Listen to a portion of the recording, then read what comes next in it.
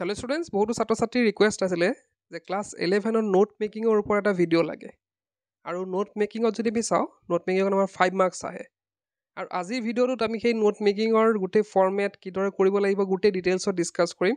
কিন্তু এটা তোমালোকে লাষ্টলৈকে চাব লাগিব। আধাতে যদি ভিডিঅ' এৰি থৈ যোৱা 5 মাৰ্কছ কিন্তু তোমালোকৰ হাতৰ পৰা গুচি গ'ল। আৰু 5 মাৰ্কছে কিমানখিনি ইম্পৰ্টেণ্ট মানে প্ৰভাৱ পেলাব তোমালোকে সেইটো জানা ভালদৰে। 5 মাৰ্কছৰ কাৰণে বহুতে লেটাৰ নাপায়, কোনোবা হয়তো পাছ নকৰে। তো এই 5 মাৰ্কছ তোমালোকে খুব ইজিলি পাব পাৰা।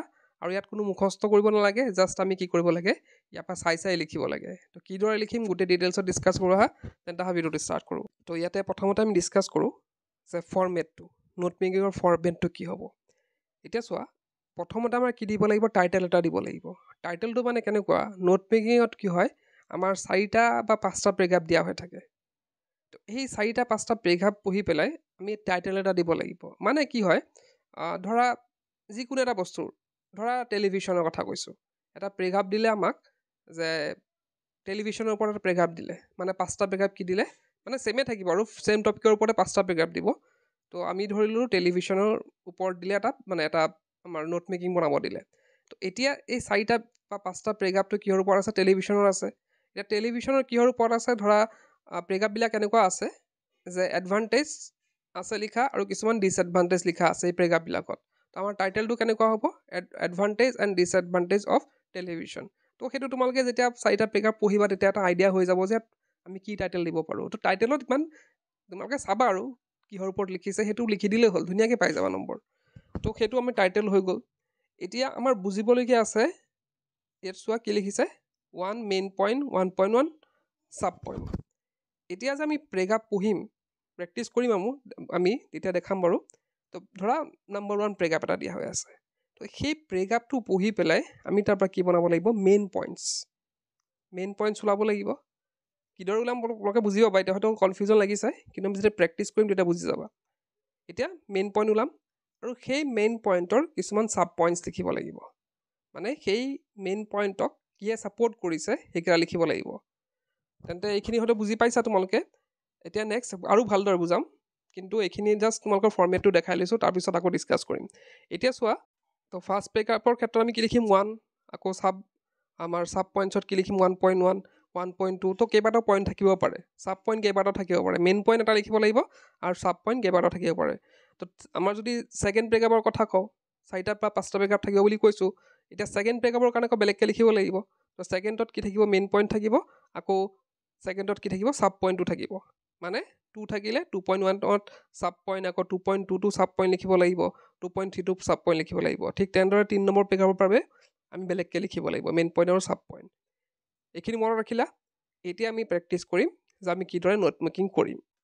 এতিয়া এটা পেৰেগ্ৰাফ লৈছোঁ, খুব ইজি পেৰেগ্ৰাফ এটা লৈছোঁ যাতে তোমালোকে সকলোৱে বুজি পোৱা। এতিয়া আমি প্ৰথমতে পেৰেগ্ৰাফটো পঢ়ি পেলাই বুজি ল'ব লাগিব যে পেৰেগ্ৰাফটোত কি লিখিছে।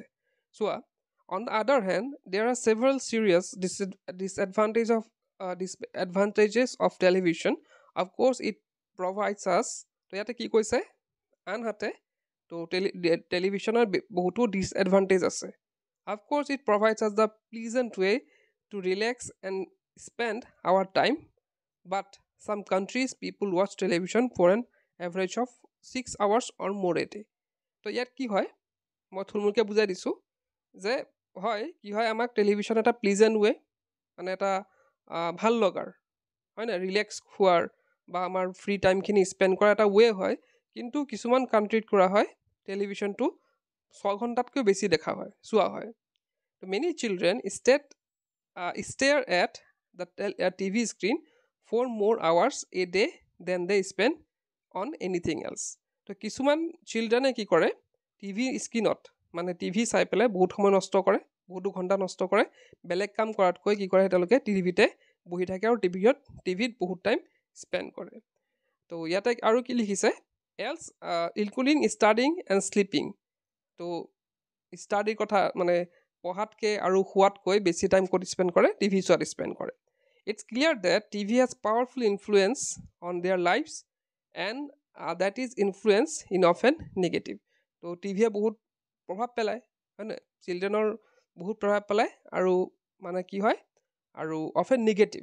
টিভি চালে কি হয়, বেছিভাগ আমাৰ কি হয়, নিগেটিভ ইনফ্লুয়েন্সে পৰে তো ব্ৰেকআপটো আমি শেষ কৰিলোঁ এতিয়া আমি কি লিখিম মেইন পইণ্টছ লিখিম এতিয়া মেইন পইণ্ট যদি আমি কথা কওঁ তো ইয়াতে তোমালোকে চোৱা ব্ৰেকআপটো কিহৰ ওপৰত আছে ব্ৰেকআপটো তোমালোকে পঢ়িওঁতে প্ৰথমতে আমি পাইছোঁ প্ৰথম লাইনটো চোৱা এবাৰ on the other hand there are several serious disadvantages of television তো কিহৰ ওপৰত আছে এইটো টেলিভিশ্যনৰ ডিছএডভান্টেজৰ ক্ষেত্ৰত আছে কথা কৈছে মানে ইয়াত ব্ৰেকআপটো কিহৰ ওপৰত আছে ডিছএডভান্টেজৰ ওপৰত আছে এতিয়া আমি কি কৰিম মেইন পইণ্টটো কি লিখিম তো আমি প্ৰথমতে কি লিখিলোঁ প্ৰথম পইণ্টটো মেইন পইণ্টটো আমাৰ কি থাকিলে ডিছএডভান্টেজেছ হৈ গ'ল এতিয়া আমি চাম যে ইয়াক ছাপৰ্ট কৰা আমাৰ ছাব পইণ্টছবিলাক কি আছে মানে আমাৰ ডিছএডভান্টেজখিনি ইয়াত কি লিখিছে মেইন পইণ্টটো আমাৰ ডিছএডভান্টেজ লিখাটো ইয়াৰ ভিতৰতে ডিছএডভান্টেজ কি হ'ব ইয়াৰ তো ইয়াতে প্ৰথম ডিছএডভান্টেজটো কি লিখিছে চোৱা some countries people watch television for an average of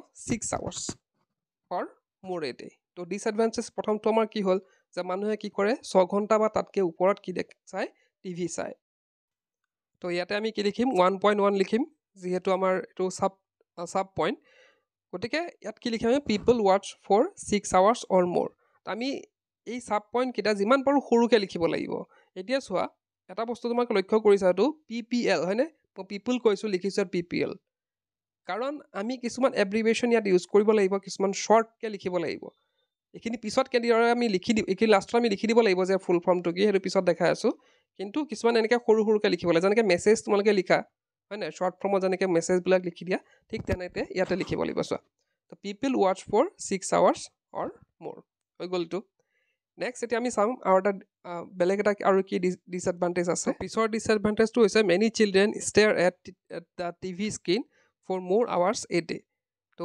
চিলড্ৰেনবিলাকে কি কৰে বহু ঘণ্টা তেওঁলোকে টিভিত মানে কটায় বহুত ঘণ্টা তেওঁলোকে টিভি চায় তো ছেকেণ্ড আমাৰ ডিছএডভান্টেজটো সেইটো তো পিছৰটো আমি এনেকৈ লিখিম children stare at screen for hours তো ইয়াতো আমি চাইছোঁ যে চিলড্ৰেনটো আমি কি লিখিলোঁ সৰুকৈ লিখিলোঁ হয়নে শ্বৰ্ট ফৰ্মত লিখিলোঁ তো তোমালোকে মই জাষ্ট এক্সাম্পল হিচাপে দেখাই আছোঁ তো তোমালোকে এটা প্ৰেগাপত এটা বা দুটা লিখিলেও হ'ব মই গোটেইকেইটাতে দেখাই দিছোঁ যাতে তোমালোকৰ এটা প্ৰেক্টিছ হৈ যায় তো আমি 1.2টো আমাৰ ছাব টাইটেল কি লিখিলোঁ children stare at screen for hours এতিয়া নেক্সট আমি যদি চাওঁ নেক্সট আমাৰ কি আছে ডিছএডভান্টেজটো কি আছে তো ইয়াতে লিখিছে লাষ্টৰটো চাবা it's influence is often negative তো ইয়াৰ যোনটো ইনফ্লুৱেঞ্চ হয় চিলড্ৰেনৰ ওপৰত যোনটো ইনফ্লুৱেঞ্চ পেলায় সেইটো কি পেলায় নিগেটিভ পেলায় তো 1.3টো আমাৰ কি হ'ব নিগেটিভ ইনফ্লুৱেঞ্চ হৈ গ'ল খুব নিগেটিভটো আমি কি লিখিলোঁ শ্বৰ্ট ফৰ্মত লিখিলোঁ এতিয়া চোৱা আমাৰ নোট মেকিং হৈ গ'ল এইখিনি আছিল নোট মেকিং এইখিনি আছিলে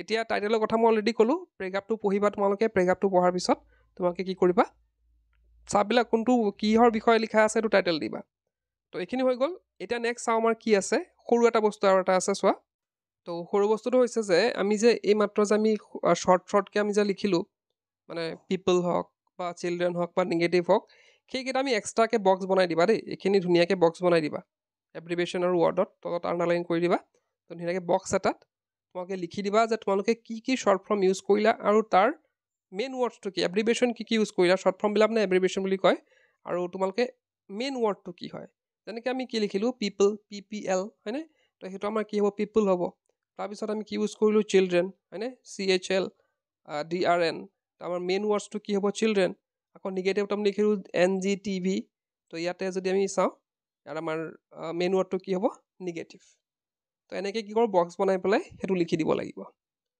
তো দেখিলা কিমান ইজি হয় নোট মেকিং খুবেই ইজি তোমালোকে জাষ্ট কি কৰিব লাগিব পঢ়ি পেলাই বুজি পাব লাগিব বুজাৰ বাহিৰে আৰু বেলেগ হেৰি নাই জাষ্ট তোমালোকে যদি ভালদৰে বুজি লোৱা তাৰপিছত যদি তোমালোকে কৰা তোমালোকে পাৰিবা আৰু মই অলৰেডি ক'লোঁ যে মই এটা ব্ৰেকআপ জাষ্ট সৰু ব্ৰেকআপ এটা ডিছকাছ কৰিলোঁ যাতে তোমালোকে বুজি পোৱা কিন্তু তোমালোকৰ 4টা ব্ৰেকআপ বা 5টা ব্ৰেকআপ থাকিব প্ৰত্যেকটা ব্ৰেকআপ তেনেকৈ বুজি কৰিব লাগিব তো মই ইয়াত দিছোঁ 1.1 1.2 তেনেকৈ দিছোঁ তো যদি ছেকেণ্ড ব্ৰেকআপৰ তোমালোকে কৰা 2.1 2.2 তেনেকৈ দি ল'বা 3 নম্বৰ ব্ৰেকআপ কৰিলে 3.1 3.2 তেনেকৈ দি যাবা তো তেনেকৈ কৰিলে তোমালোকে সম্পূৰ্ণ তোমাৰ যে 5 মাৰ্কছ যিমান আছে সেই 5 মাৰ্কছ তোমালোকে ধুনীয়াকৈ পাই যাবা নিশ্চিন্ত মনে তোমালোকে পাই যাবা তো এইখিনি আছিলে ভিডিঅ'টোত তো ভিডিঅ'টো যিমান পাৰা শ্বেয়াৰ কৰিবা কাৰণ বহুতে নোট মেকিং তেনেকৈ হয়তো ডিছকাছ কৰা খুব কমেই আছে হয়তো বহুতো কলেজতো তেনেকৈ নিশিকায় গতিকে যিমান পাৰা শ্বেয়াৰ কৰিবা ভিডিঅ'টো তো এইখিনি আছিলে আজিৰ ভিডিঅ'টোত কেনে পালা ভিডিঅ'টো জনাব নাপাহৰিবা আজি ভিডিঅ'তে শেষ কৰিলোঁ। কিপ ৱাচিং, ইউ কেন লাৰ্ণ।